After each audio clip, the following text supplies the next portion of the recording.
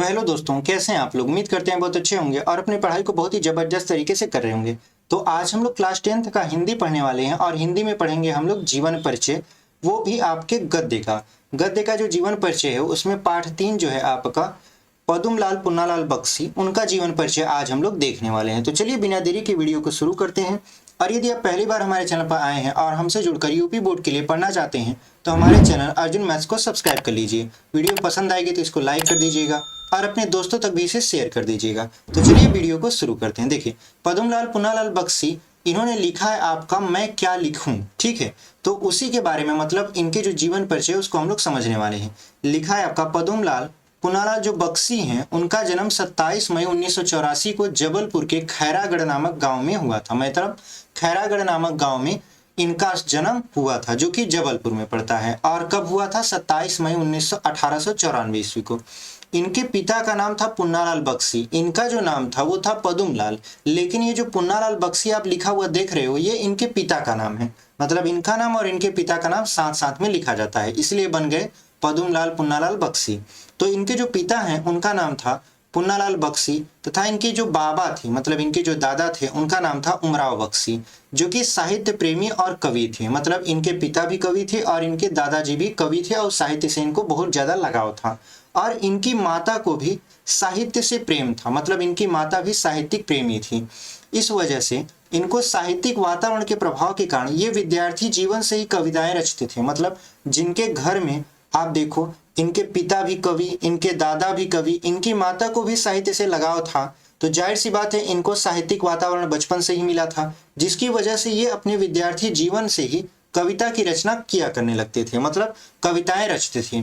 जब इन्होंने बीए पास किया तो बीए पास करते इन्होंने सरस्वती एक पत्रिका हुआ करती थी उस टाइम पे, ठीक है। तो सरस्वती में अपनी रचनाएं प्रकाशित कराना आरंभ किया। मतलब जो सरस्वती पत्रिका थी उसमें ये अपनी रचनाएं क्या करने लगे? प्रकाशित कराने लगे। बाद में सरस्वती के अतिरिक्त अन्य पत्र पत्रिकाओं में भी इनकी रचनाएं प्रकाशित होने लगी। बाद में क्या हुआ कि सरस्वती में तो प्रकाशित होती ही थी, लेकिन उसके अलावा अन्य जो पत्र पत्रिकाएं उस टाइम चलती थी उसमें भी ये इनकी जो रचनाएं थी वो प्रकाशित होने लगी।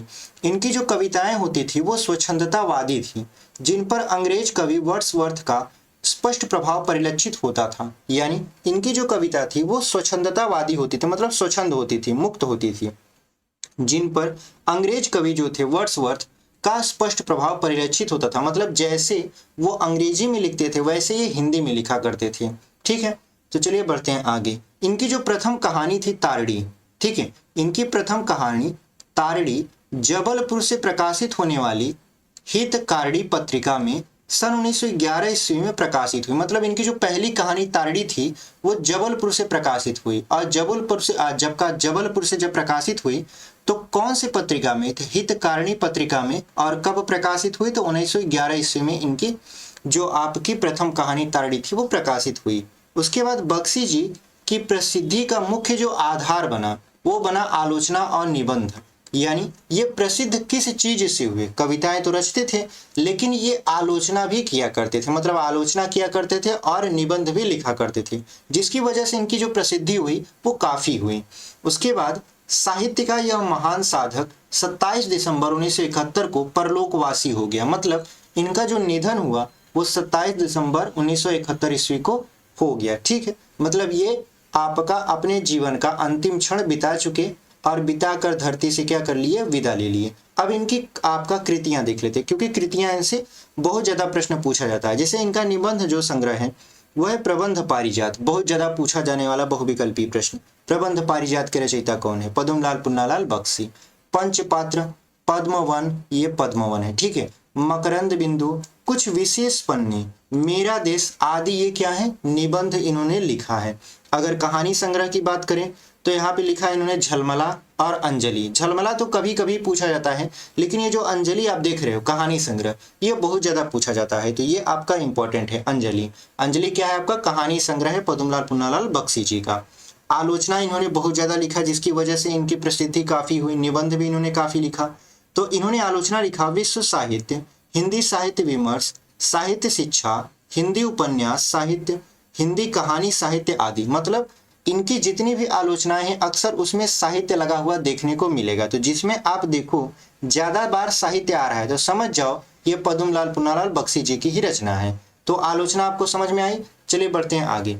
आगे देखिए ये नाटक भी लिखे थे। नाटक इन्होंने क्या लिखा, अन्नपूर्णा का अनुवाद, उन्मुक्ति का बंधन, ये इनके क्या है, नाटक है। यानी अन्नपूर्णा का अनुवाद और उन्मुक्ति का बंधन ये पद्मलाल पुन्नालाल बख्शी जी का नाटक है। ठीक है। यदि काव्य संग्रह की बात करें तो शतदल, अश्रुदल और पंचपात्र इनके क्या है, काव्य संग्रह है। यदि उपन्यास की बात करें तो कथा चक्र, भोला जो कि बाल उपन्यास है, वे दिन बाल उपन्यास है, इससे ये क्या किए हैं, लिखे हैं। अगर आत्मकथा की बात करें तो इनकी जो आत्मकथा थी संस्मरण, आत्मकथा और संस्मरण इन्होंने क्या किया, साथ में लिखा है। तो आत्मकथा और संस्मरण की इनकी बात करें तो मेरी अपनी कथा, जिन्हें नहीं भूलूंगा, अंतिम अध्याय। तो इसमें आप ये ध्यान देना, जिन्हें नहीं भूलूंगा ये ज्यादा पूछा जाता है। यानी आत्मकथा और संस्मरण में देखा जाए तो मेरी अपनी कथा, जिन्हें नहीं भूलूंगा और अंतिम अध्याय में जिन्हें नहीं भूलूंगा ये आपका थोड़ा इंपॉर्टेंट हो जाता है। अगर साहित्य समग्र की बात करें तो यहाँ पे आपका बख्शी ग्रंथावली जो कि 8 खंडों में है, इन्होंने क्या किया है, लिखा है। तो उम्मीद करते हैं आपको पद्मलाल पुन्नालाल बख्शी जी का जीवन परिचय बहुत अच्छे तरीके से समझ में आ गया होगा। वीडियो बहुत ही छोटा था, बहुत ही छोटे वीडियो में हमने क्या किया, इनके जीवन परिचय को कवर करा दिया। ठीक है। आगे आने वाले समय में हम अन्य जो कवि हैं उनका जीवन परिचय लेकर आएंगे। तो उम्मीद करते हैं आपको वीडियो पसंद आई होगी। वीडियो पसंद आई है तो चैनल को सब्सक्राइब कर दीजिए।